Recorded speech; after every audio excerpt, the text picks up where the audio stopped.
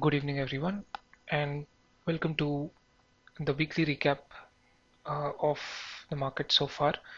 I have been slightly inactive last week due to some personal errands, but overall, I just wanted to cover what I see in Nifty. I'm going to try and not cover other indices today, but at least I will try and show you which indices have a better relative strength as compared to Nifty. What I mean by relative strength is that those stocks or those sectors have outperformed Nifty during this crazy fall that we have seen for the past few weeks. Again, this fall is uh, nothing to be scared of. Like I've always said, every discount that comes, we need to analyze it objectively.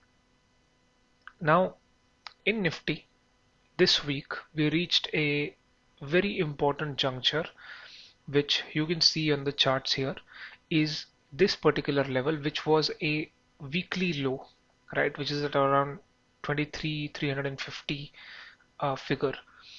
Now, what happened this week is that, see, whenever this kind of a low you see on a weekly basis, always remember that there are a bunch of big quantity orders that sit below that price, right? And that is why you see such price moves like something like this, which falls down and immediately covers up.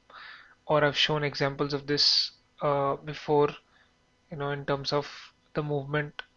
It always reaches to particular lows. It goes to this low here and then keeps moving back up. So what, in my opinion, Nifty is doing at the moment is it has taken orders from here, right? And how do I know that the orders taken from here have they're done taking it from here? They do not want to come back down one more time. How do I know that? Right? Because that's the answer we are trying to seek. If you drop down to a lower time frame, this was the last high in price before it went below into those orders to dig into it, right? What it means is this was the price where they last had bought. They came back, the big institutions, again, like I say, big institutions, call them smart money, call them algorithms, call them whatever you like. But there is a governing power which is deciding the prices in the markets, which we can term as market makers, smart money, institutions, whatever you're comfortable with. But broadly, there is a bigger power trying to buy and sell and trying to control prices. If this is where they had last bought, and now if the price is going beyond what they had originally bought, in most likely cases, this will turn out to be a medium term reversal, right? Now, immediately I'm not jumping the gun and saying, no, we're going to head beyond this high, because we need to look at what are the other levels in between, which are on a weekly basis, which could act as a similar contrary idea of what we have thought on the weekly range. So I'm just zooming in a little bit on the weekly. If this is the low, and now which are the highs that you see on weekly? There's a high here, which we can say is a dealing range high, right? Which would basically mean that there are orders sitting above it. So we could see a price run away from it, right? So this is a level to watch. The level after that is an all-time high, right? We don't have any other level apart from this. So once this is taken out on 24,537, the other level could always be all-time high. Now in between this, if the weekly candle goes, makes another swing high and then comes back and consolidates again, that will be a flurry of orders sitting above it. So in summary, right now, what I see in the markets is I'm seeing a purge that has been done on liquidity here on the weekly range, and I'm seeing on the daily time frame the structure has been broken. That means the price has now gone above their last buying price. Now, coming to the point of whether this can be an immediate point of your investment. Absolutely not. What has to happen from here is the market needs to show you that it is not willing to go below this low one more time. Now, how do you know that it is not going to show you this kind of willingness? What it will try and do is it will try and make one more swing low here, right? It could be very deep, or it could be a very shallow swing low, or it could make that swing low above this high also, which is it is a very strong sign of it is not willing to come down below this level also. But what I believe is the institutions would want the price to come back, consolidate here a little bit without taking out this low. Right? This is an important premise of this whole study that I'm trying to tell you. Right? Once this swing low is formed on the daily, once the swing low is formed on the daily, I am going to be a buyer. A buyer with a view that there is resistance, or there are a flurry of orders on the short side at 24,537, make it 24,500 or 550 as a round figure, but there are orders beyond that which could push the price lower. Now, how low can the price go from there? Nobody knows. How high the price can go from here? Nobody knows. But we can make good judgments here in good stocks, right? So from a standpoint of reversal, if you see, this is the weekly level, a structure has been taken out. I want to see this structure to be maintained the entire next week, and a swing low to form somewhere here, even above that is fine. A swing low does not have to have two candles on the left and two candles on the right. One candle on the left and one on the right is enough to call it a swing low. It's a daily time frame, so don't forget that there is a lot of price action involved in a daily time frame. It's not like a 15-minute or a 30-minute time frame that we are looking at. It's a daily time frame, which means it's a lot of churning in price that has happened back and forth, and then those candles have printed.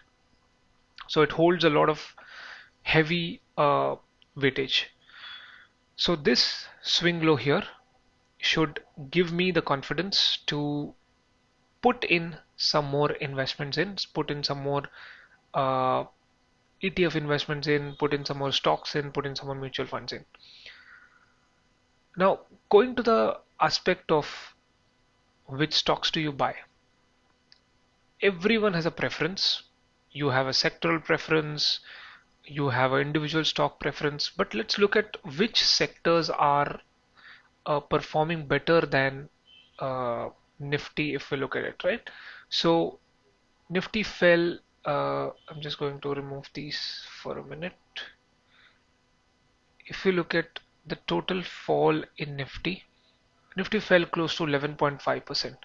Now, any sector which went to a high and did not fall as much is a stronger sector as compared to Nifty. That's the basic idea of relative strength.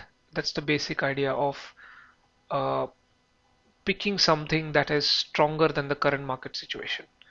If you go to Bank Nifty, if you see the high to low, it's 8 point around 9%. So yes, it is stronger than Nifty. If you look at CNX Finance, almost a similar structure. If you look at the high to low, again 8.5%, it is stronger. If you look at auto, I'm sure this is way more than Nifty. This is 18%, so would you bet on auto at this point? Probably not. PSCs from the highs, we are seeing a fall of close to 20%, again similar to auto. Like I said, if you remember, these were the same sectors that we were calling as weaker than Nifty once upon a time, and those are the same ones that have fallen very high as compared to Nifty. So 16% is here. Realty, I'm pretty sure that is way more than 9%. It's 19. If we look at energy, way more than 10, 11%. I don't even have to look at it. Way more than 11%. CNX Infra, we may have to just look at the chart. Yeah, that's also 15%. So which sectors are truly holding up against Nifty?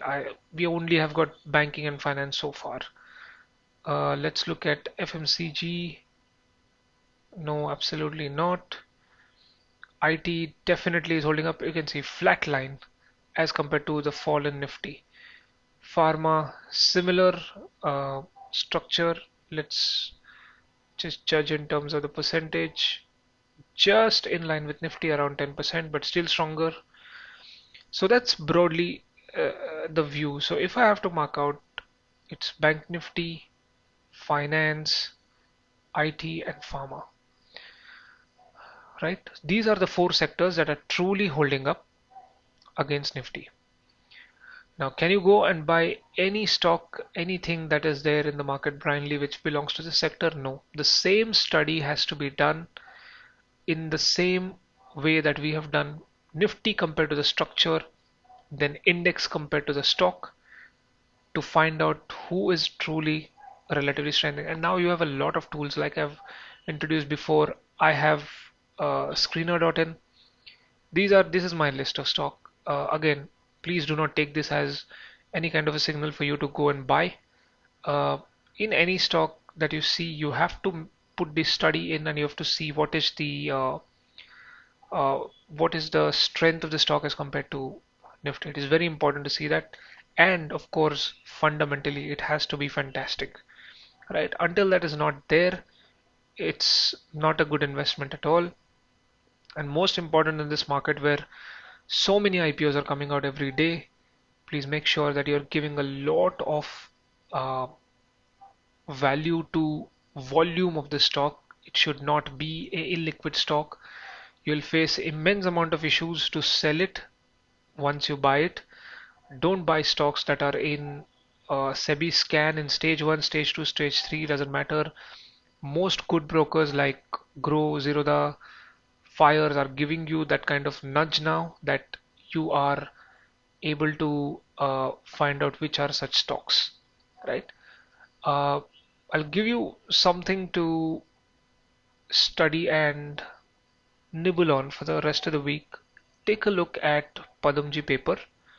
Uh, it's a fundamentally strong stock according to me. But take a look at it. It is something that I've started studying in the background, right? And it could be an addition to the portfolio. Again, I will not reveal the addition to the portfolio immediately when I buy it because that would put me against the SEBI rules.